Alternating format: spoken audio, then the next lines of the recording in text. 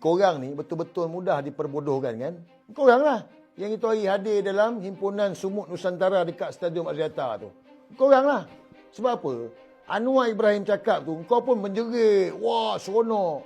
Kau tahu tak apa dia cakap ni? Cuba kau dengar ni. Dengan kawan-kawan, bincang.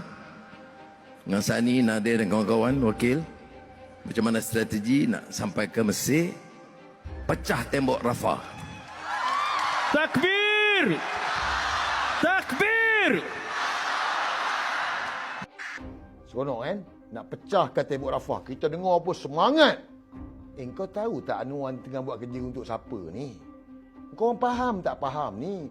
Kenapa tembok Rafah tu dibina? Kau tahu tak? Ini masalah kita. Kita tak tahu. Tapi tak apa. Kalau kita tak tahu, kita ambil tahu.